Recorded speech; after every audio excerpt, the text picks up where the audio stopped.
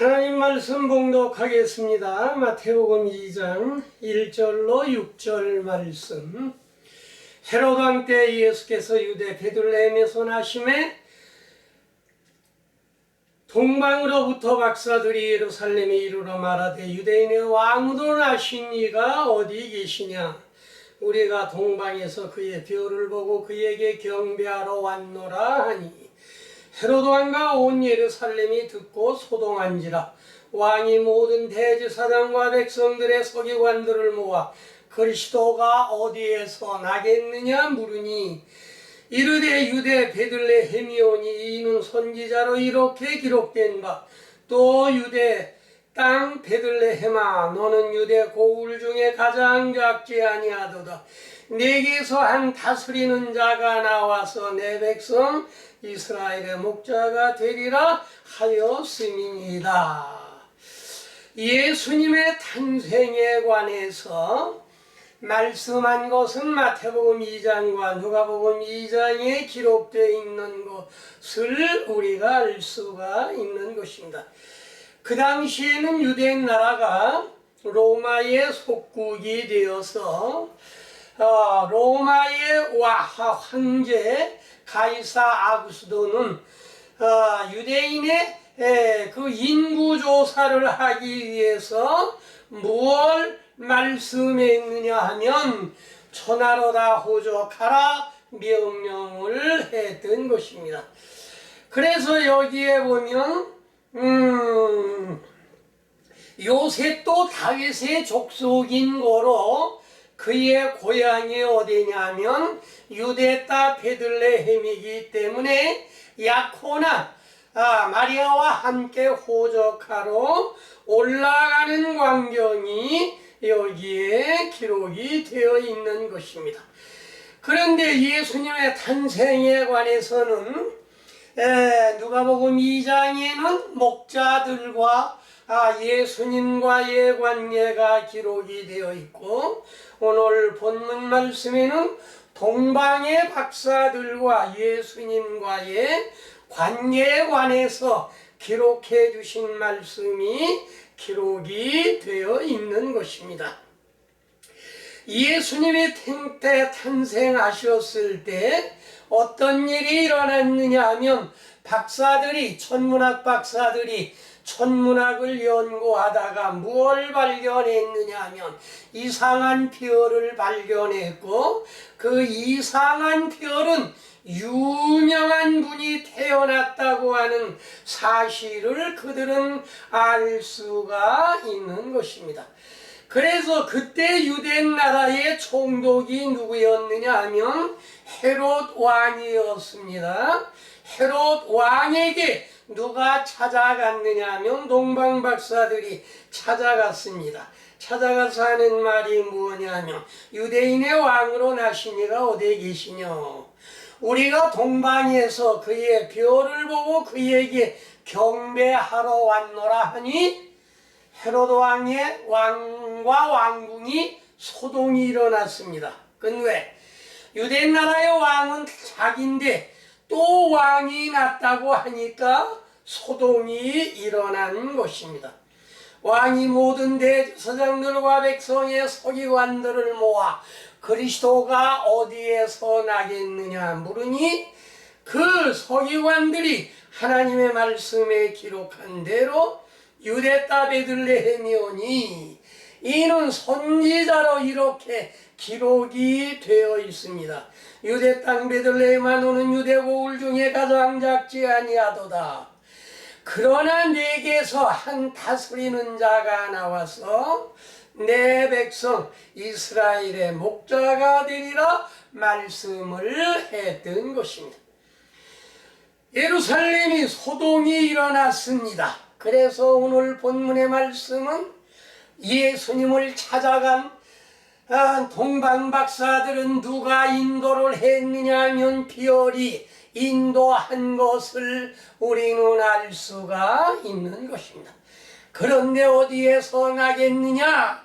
예수께서 유대 땅 베들레헴에서 탄생을 하셨는데 탄생하신 곳은 어디냐 하면은 여관이었던 것입니다. 그 여관의 이름은 예레미야 41장 17절 말씀에 애굽으로 가려하여 떠나 베들레헴 근처에 있는 게롯기맘에 머물렀으니, 게롯기맘은 떡집이요 나오미의 고향이요 돌아올 때 롯을 데리고 왔던 사실을 우리는 알 수가 있는 것입니다. 유대 땅 베들레헴 근처에 있는 게롯기맘에 어디에 탄생하셨느냐 하면 구유에, 탄생해서 구유에 뉘어 있었던 것을 우리는 알 수가 있는 것인데, 여기에 게롯기맘이라고 하는 것은 떡집이라는 말씀인 것입니다. 그러면 예수님은 왜 구유에 나셨느냐? 구유에 나셨다고 하는 것은 우마육축과 같은 우리 인생들의 먹이가 되기 위해서, 생명의 떡이 되기 위해서 이 컵에 있는 것은 무엇하러 담아놨느냐? 컵에 있는 것은 마시라고.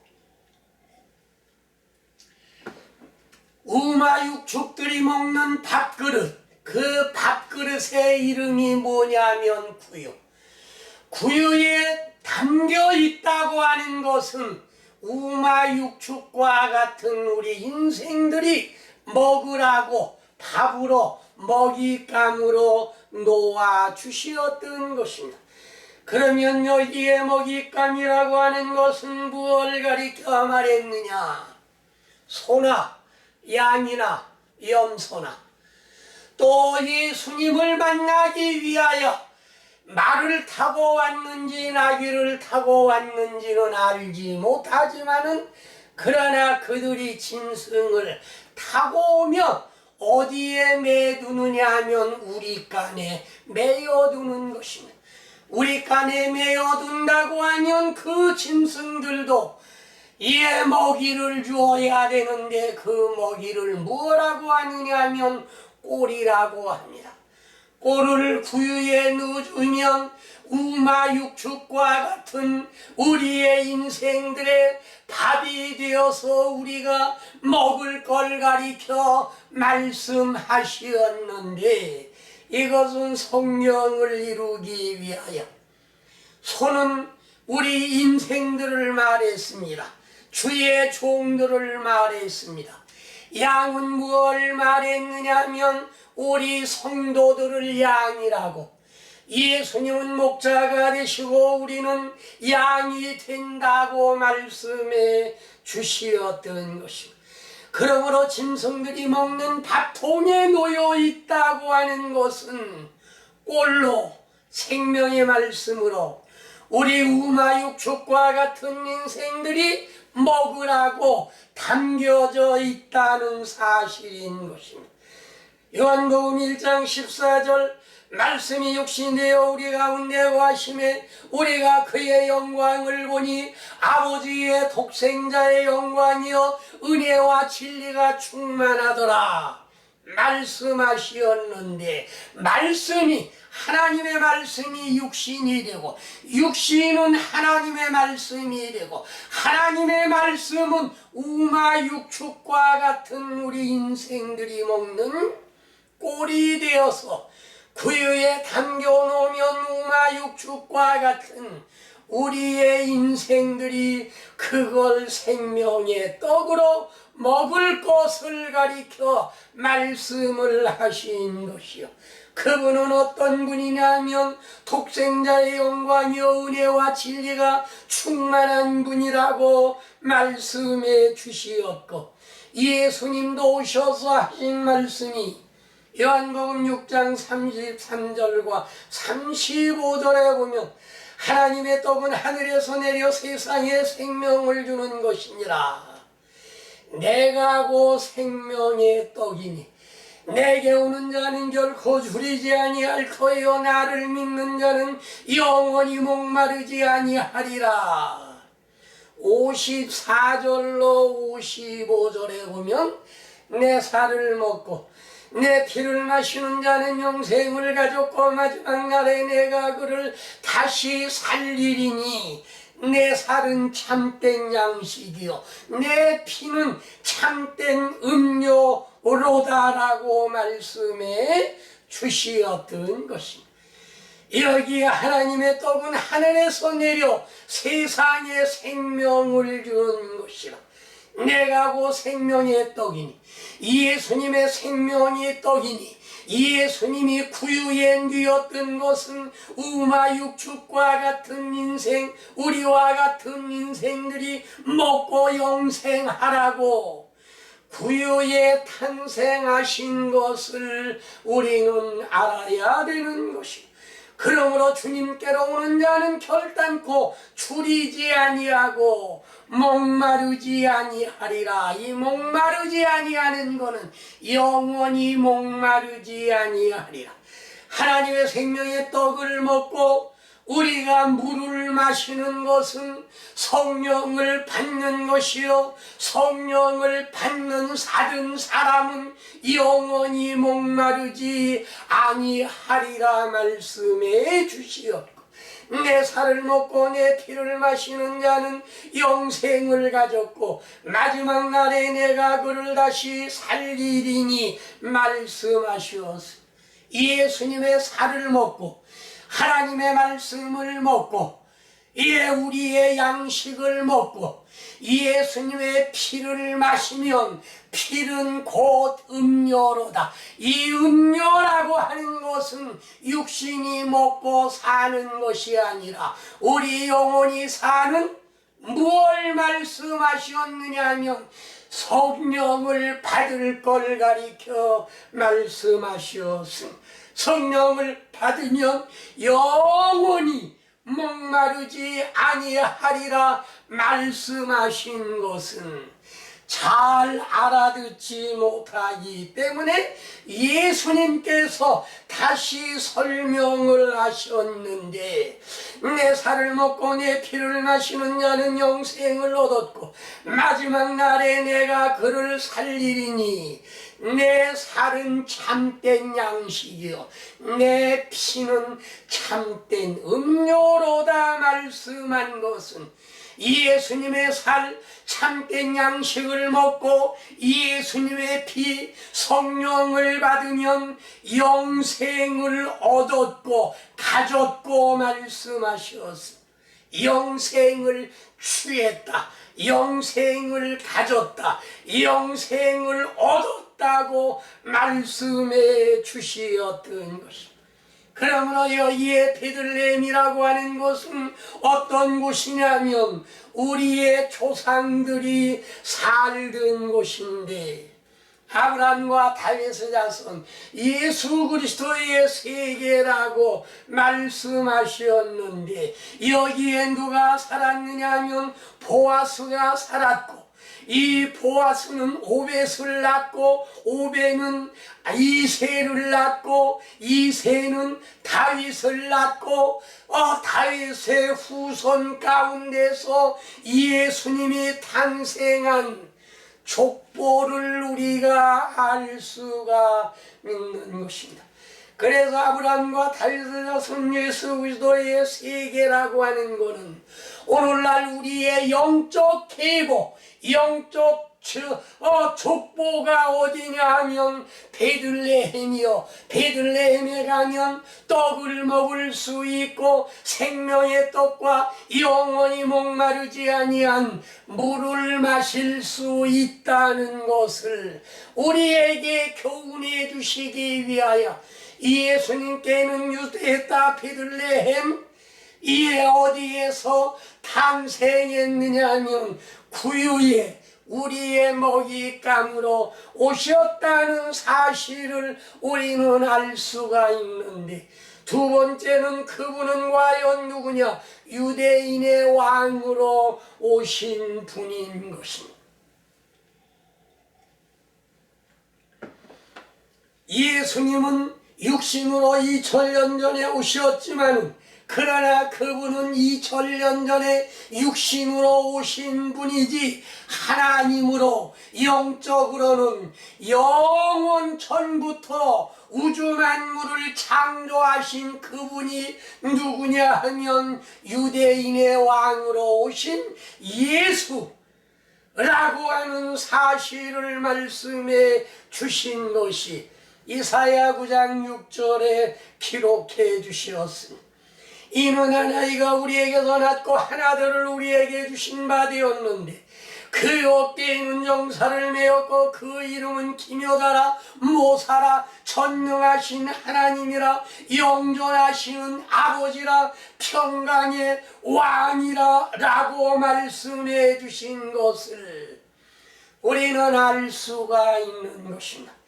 여기 하나이가 우리에게서 낳고 한 것은 이사야 선지자가 이미 예언했는데 이사야 선지자 전에부터 계셨다는 말씀인 것입니다. 그분은 누구냐면 우주 만물을 창조하신 하나님이란 말씀을 기록해 주셨는데 하나들을 우리에게 주신 바 되었는데 그 어깨에는 정사를 메었고 정치하는 일, 모든 믿는 자들을 정치하는 일을 그분이 하시고 그 이름은 기묘자라. 기하고 묘하다. 왜 그 이름이 예수라는 이름이 기하고 묘하냐? 그 이름을 부르면 죄사함을 받고 그 이름을 부르면 구원을 받고 그 이름을 부르면 성령을 받고 그 이름을 부르면 병이 낫고 그 이름을 부르면 안 되는 것이 없으니 그 이름은 참 기하고 묘한 이름이다. 그 뜻이 기묘다. 모사라. 도모해 주시는 스승이다. 우리의 알지 못하는 걸 도모해 주시는 스승이다. 그런 말씀이고 기묘자라 모사라 전능하신 하나님이라. 전지전능하신 하나님, 못하는 것이 없는 우주 만물을 창조하시는 그분이라고 하는 사실을 말씀해 주시었고 그 다음에 전능하신 하나님이요 영존하시는 아버지요 평강의 왕이라 말씀해 주시었던 것입니다. 이거는 일찍이 이사야 선지자가 예수님이 태어나실 것을 미리 예언해 주시었고 그 다음에 육신으로 태어날 것을 이사야 7장 14절에 아들을 낳으리니 그 이름을 임마누엘이라 있는 그가 자기 백성을 저의 죄에서 구원할 자이심이라는 뜻이 기록되어 있는 것을 우리가 알 수가 있는 것입니다. 이렇게 임마누엘이라 하라는 그 예언의 말씀은 마태복음 1장 21절에 기록을 해 주셨습니다. 아들을 낳으리니 이름을 예수라 하라. 이는 그가 자기 백성을 저희의 죄에서 구원할 자이심이라고 말씀해 주신 것을 우리는 알 수가 있는 것입니다. 이사야 선지자가 두 구절을 예수님 탄생에 관해서 두 구절을 예언한 것이 그대로 이루어졌다는 말씀인 것입니다. 이사야 32장 1절 보라장차한 왕의 위로 통치할 것이요 방백들이 공평으로 정사할 것이며 그 사람은 광풍을 피하는 것 폭우를 가려우는 것 같을 것이며 마른 땅에 시냇물 같을 것이며 곤대한 땅에 큰 바위끈을 같으리라고 말씀해 주시었습니다. 이것도 역시 이사야 선지자가 예언한 말씀인데, 그 이사야 선지자는 한 왕으로 오셔서 통치할 것이요 방백들이 공평으로 정사할 것이며, 그분은 어떤 것이냐, 광풍을 피하는 것, 폭우를 가리우는 것 같을 것이요 마른 땅에 시냇물 같을 것이요 곤비한 땅에 큰 바위 그늘 같으리라고 말씀해 주시었으니, 예수님이 탄생의 왕으로 탄생한 것은 조그마한 이 유대 나라의 왕으로 오신 줄들 생각합니다. 헤로드 왕도 그렇게 생각했고, 예수님을 따라다니던 모든 유대인도 유대인의 왕으로 오신 줄을 알았던 것입니다. 그러나 예수님은 작은 유대인의 왕으로 오신 것이 아니라 하나님을 믿는 세계 모든 이들의 왕으로 오셨다는 사실인 것입니다. 육적인 왕이 아니여 영적인 왕으로 오셨다는 말씀인 것입니다. 그래서 예수님이 신문을 받으실 때 요한복음 18장 33절로 37절, 네가 유대인의 왕이냐, 네 말과 같이 내가 왕이니라. 내 나라는 이 세상에 속한 것이 아니라, 만약 내 나라가 이 세상에 속하였던 것이면 내 종들이 나로 더불어 싸워서 너희들 손에 넘기우지 않게 하였으리라고 말씀하셨습니다. 내 나라는 이 세상에 속한 나라가 아니라 영적인 하늘나라의 왕이라는 말씀인 것인데, 그러나 헤로드 왕과 모든 사람들은 유대 나라, 작은 나라에 이제 왕이 되는 것으로만 생각했던 것입니다.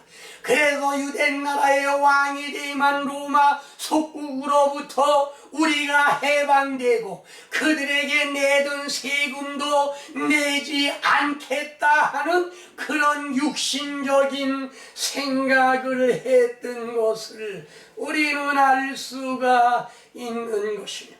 미가 5장 2절 말씀, 베들레헴 에브라다야, 너는 유다 족속 중에 작을지라도 이스라엘을 다스릴 자가 내게서 내게로 나올 것이라. 그의 근본은 상고의 태초이라고 말씀하셨습니다. 베들레헴 에브라다는 어떤 곳이냐면 유대 족속 중에 가장 작은 마을이요, 그러나 거기에서 이스라엘 다스릴 자가 나오는데, 그분은 육신적으로 나온 것이 아니라 그분은 그 근본은 상고의 태초니라. 태초에 하나님이 천지를 창조하셨던 그분이라고 하는 사실을 우리에게 교훈해 주신 것입니다. 여기에 탄생하신 분은 마태복음 1장 21절, 아들을 낳으리니 이름을 예수라. 이는 그가 자기 백성을 저희의 죄에서 구원할 자이심이라고 말씀한 것은 이사야 선지자가 예언한 말씀이 그대로 이루어졌다는 사실을 말씀해 주신 것입니다.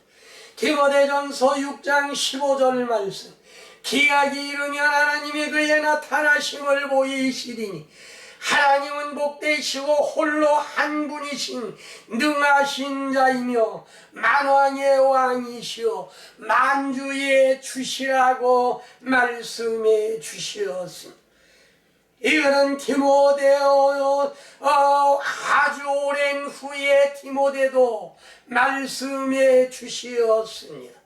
복되시고 홀로 한 분이신 능하신 만왕의 왕이요 만주의 주라고 말씀하셨는가 하면, 사도 요한도 요한계시록 17장 14절 말씀, 어린 양은 만주에 두시어 만왕의 왕이심으로 이기실 터이요 그와 함께 있는 자들, 부르심을 받고 택하심을 받든 진실한 자들이 이기리라고 말씀해 주시었던 것입니다. 어린 양은 만왕의 왕이시여 만주의 주시여, 그분은 왕이심으로 이길 터이여 부르심을 받고 택하심을 받은 진실한 자들도 주님이 함께 하시기 때문에 능히 이길 것을 말씀해 주시었던 것입니다. 세 번째로면 별이 동방의 박사들을 인도했던 것입니다. 별이 박사들을 인도했다는 사실은 천문학 박사들인 것입니다. 해와 달과 별을 연구하는 천문학 박사. 해는 무엇냐? 여호와 하나님은 해여방패시라. 시편 84편 11절에 말씀해 주시었습니다. 여호와 하나님은 해여방패시라. 은혜와 영화를 주시며 정직게 행하는 자에게 좋은 것을 아끼지 아니할 것입니다. 하나님은 해요. 그 다음에 교회는 달이요 별은 성도이기 때문에 해와 달과 별을 연구하는 사람은 천문학 박사가 될 수가 있는 것입니다. 오늘날 여러분도 해와 달과 별, 하나님과 교회와 성도들을 잘 연구해서 그들을 하나님 앞으로 잘 인도한다고 하면 누구나 천문학 박사가 될 수가 있는 것입니다. 이거는 박사들만이 아니고 목사들만이 아니고 교회 직분자들만이 아니라 누구든지 해와 달과 별을 잘 연구하면 천문학 박사가 될 수가 있는 것인데, 여호수아 10장 12절 태양아 너는 기본 위에 머무르라. 달아 너도 아얄론 골짜기에 그리할지어다 하며 태양이 멈추고 달이 멈추기를 원수를 갚기까지 했다라고 말씀해 주시었던 것입니다. 여기에 여호수아가 전쟁을 할 때 적을 물리쳐야 되는데 해는 곧 넘어가 어두우면 적을 물리칠 수 없기 때문에 다급한 나머지 이제 하나님께 기도를 드렸습니다.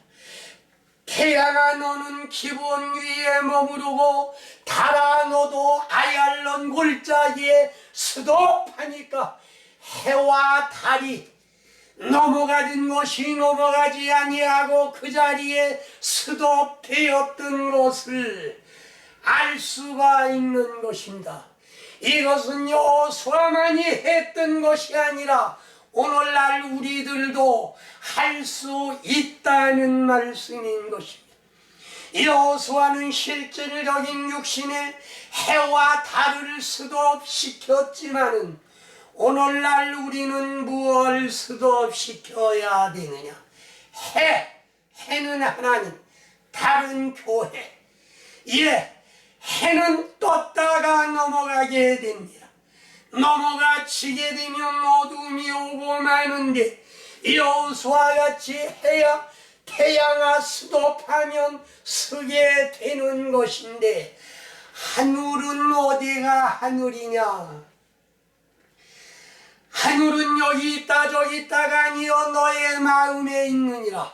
천국은 여기 있다 저기 있다가 아니여 너의 마음에 있느니라. 예수님을 우리의 구주로 모시며 예수님을 우리의 심령에 오시게 하며 성령을 우리의 마음에 모시면 무엇이가 있는 것이냐 하면 해가 들어와 계신 것입니다. 그러므로 우리 해는 우리 마음 가운데 영원히 계셔 넘어가지 아니할 것을 가리켜 말씀을 하셨는데, 이것은 무엇을 말씀하셨느냐 하면 우리 마음 가운데 오신 예수님, 우리 마음 가운데 오신 성령은 영원히 우리 마음 가운데 계시고 넘어가지 아니한다는 그런 뜻이 기록되어 있는 것을 우리는 알 수가 있는 것입니다. 이사야 60장 19절 말씀을 보면 다시는 내가 낮에 해가 네 빛이 되지 아니하며 달도 내게 빛을 비추지 아니할 것이요 오직 여호와가 내게 영원한 빛이 되며 네 하나님이 네 영광이 되리라. 다시는 네 해가 지지 아니하며 네 달이 물러가지 아니할 것은 여호와가 네 영영한 빛이 되고 네 슬픔의 날이 끝날 것임이라고 말씀해 주신 것이요, 예수님이 한 분 우리 마음 가운데 계시면 예수님은 늘 우리의 마음 문을 놓고 하고 계십니다. 그래서 놓고 하고 계실 때 우리가 마음 문을 열면 예수님은 들어오는 것이요, 우리 마음 가운데 들어와 계시면 네 해가 지지 아니하고 달이 물러가지 아니할 것은 주님이 네 영영한 빛이 되고 슬픔의 날은 끝날이라 말씀해 주시었던 것입니다. 그러므로 오늘날 우리는 무엇을 깨달아야 되느냐? 예수님은 영원히 우리의 마음에 계신다고 하는 사실을 말씀해 주시었는데, 별이 동방박사들을 인도했다는 그와 같은 뜻은 무슨 뜻이냐? 성경의 박사를 보면 박사라고 예표한 것이 개역 성경에 나왔는데, 에스겔 27장 8절로 보죠. 시돈과 아르와 주민들이 네 사공이 되었으며 두로와 네 가운데 있는 지혜자들이 네 손장이 되었도다. 그 발의 노인들이 지혜자들이 네 가운데 배의 틈을 막는 자가 되었으며 바다의 모든 배와 그 사공들은 네 가운데서 무역하였다고 말씀해 주시었던 것이요, 여기에 개역 개정판에는 지혜자라고 했는데 개역 성경에는 박사라고 말씀해 주시었던 것입니다. 이 박사들이 무엇을 했느냐 하면 손장이 되고 배의 틈을 막는 자들이 되고 그 다음에 무역했다고 말씀해 주시었던 것입니다. 오늘날 우리가 박사가 되어서 천문학 박사가 되어서 하나님을 연구, 성경을 연구하고 교회를 연구하고 성도들을 연구해서 하나님 앞으로 올바로 인도한다고 하면 오늘날 우리도 천문학 박사가 되는 것입니다. 그래서 여호와 하나님은 해여 방패시라, 은혜와 영화를 주시며 정직히 행하는 자에게 좋은 것을 아끼지 아니하리라고 말씀하셨던 것입니다.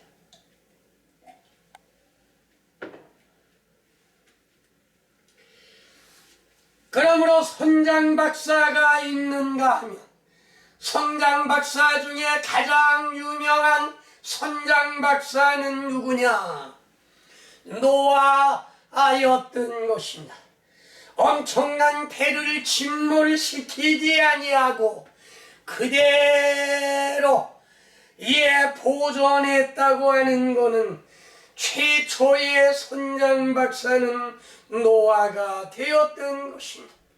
그래서 여호수아가 태어났어도 달아놓아도 수도파니까 넘어가지 아니하고 전부 대적을 물리칠 때까지 그대로 수도되어 있던 것을 우리는 알 수가 있는 것인데, 시편 136편 9절 달과 별들로 밤을 주관하게 하신 이에게 감사하라. 그 인자심이 영원하니라. 달과 별들로 밤을 주관하게 하신, 달과 교회와 별이 밤을 주관하게 했다. 죄악 세상을 주관하게 했던 것을 우리는 알 수가 있는 것입니다. 요한계시록 12장 1절에는 해를 입은 한 여인이 달을 밟고 12별의 면류관을 쓰고 있더라는 말씀이 있으며, 해를 입은 여인이, 오늘날 우리 성도들이 은혜를 받으면, 성령을 받으면 뭐가 됐느냐 하면 해를 입은 성도가 되는 것입니다. 그래서 예수님은 뭐라고 말씀하셨는가 하면 너희는 세상의 빛이라. 해를 입은 사람은, 성령을 받은 사람은, 주님이 내 마음 가운데 계신 사람은 무엇을 입었느냐 하면 해를 입은 것입니다. 그 다음에 두 번째로 달을 밟고 한 것은 내 발이 교회 안에 들어온 걸 가리켜 말씀을 하신 것이며, 12별의 면류관을 썼더라고 하는 것은 12지파, 구약의 12지파, 신약의 12제자의 승리의 면류관, 하나님의 말씀을 다 잘 지키고 그대로 실천한 사람에게는 12별의 면류관을 쓰게 해 주셨던 것을 우리는 알 수가 있는 것입니다. 그 다음에 네 번째로 다스리는 자가 나와서 이스라엘의 목자가 되리라. 예수님은 무엇이가 되셨느냐 하면 우리는 양이요 그분은 목자가 되시었다고 말씀해 주셨는데, 이사야 40장 11절 그는 목자같이 양떼를 먹이시며 어린 양을 팔로 모아 품에 안으시며 젖먹이는 한 것들을 온순히 인도하시는도다. 목자같이 양떼를 먹이시며 어린 양을 품에 모아 안으시며 먹이시고 안으시며 이사야 선지자가 말씀해 주시오. 젖먹이는 한 것들을 온순히 인도하시리로다. 젖먹이는 한 것들은 오늘날 목사님을 가리켜 말씀을 하신 것이, 성도들에게 젖을 먹이고 꿀을 먹이고 생명의 떡을 먹이는 분이 누구냐면 오늘날 목자들을 가리켜 말씀하신 것이요, 이 목자는 요한복음 10장 11절 나는 선한 목자라. 선한 목자는 양들을 위하여 목숨을 버리거니와. 예수님을 선한 목자라고 말씀해 주셨는가. 히브리 13장 20절 양들의 큰 목자이신 우리 주 예수를 영원한 언약의 피로 죽은 자 가운데서 이끌어내신 평강의 하나님이 양들의 큰 목자이신 우리 주 예수를 영원한 언약의 피로 죽은 자 가운데서 이끌어내신 평강의 하나님, 십자가에 달려 돌아가심으로 말미암아 우리를 이끌어내신 평강의 하나님, 그분은 어떤 분이냐면 양들의 큰 목자인 것을 우리는 알 수가 있는 것이며, 베드로전서 2장 29절 너희는 천과 같이 길을 잃었더니 이제는 너의 영혼의 목자와 감독 대신 이에게 돌아왔느니라. 예수님은 육신의 목자가 아니고 무슨 목자냐? 우리의 영혼의 목자가 되신 분이요, 그분은 큰 목자요 영혼의 목자이시라고 말씀해 주셨는데, 우리의 영혼의 목자, 큰 목자 되신 예수님은 오늘날 우리를 어디로 인도하느냐 하면 요한계시록 7장 17절 말씀, 이는 보좌 가운데 계신 어린 양이 그들의 목자가 되서 생명수 샘으로 인도하시고 하나님께서 그들의 눈에서 모든 눈물을 씻어 주실 것이며, 큰 목자, 영혼의 목자는 우리를 어디로 인도하시느냐? 생명수 샘으로 인도하신다. 성령이 충만한 것, 예, 성령이 불같이 역사하시는 것, 성령의 불이 강같이 역사하시는 곳으로 인도해 주시며 눈에서 모든 눈물을 씻어 주실 것이요. 요한복음 10장 16절에는 이 우리의 들지 아니한 다른 양들이 내게 있어 내가 인도하여야 할 터이. 아직까지 주님을 알지 못하는 모든 사람들을 주님 앞으로 인도할 곳을 가리켜 말씀을 하신 것이며, 그러므로 오늘 이에 별이 인도했다고 하는 것은 성령께서 우리들을 인도할 곳을 가리켜 말씀을 하신 것이며, 동방의 박사들이 별이 동방의 박사들을 인도하셨다는 뜻을 무언가를 우리가 깨닫고, 예수님께서 유대 땅 베들레헴에서 탄생하신 것은 우리들의 생명의 떡으로 오신 것이요, 유대 나라의 왕으로 오신 것은 유대 나라의 작은 왕이 아니라 만왕의 왕이시요 만주의 주가 되셨다는 말씀인 것이고, 별이 동방박사를 인도했다는 뜻은 이제 별이 성령의 역사가 우리를 인도할 것을 가리켜 말씀하신 것이요, 유대 땅 베들레헴에 탄생하신 예수님은 영적인 우리의 왕이 되시고 영적인 영혼의 목자가 되시어서 큰 목자, 영혼의 목자가 생명수 샘으로 인도하실 것을 가리켜 말씀을 하신 것입니다.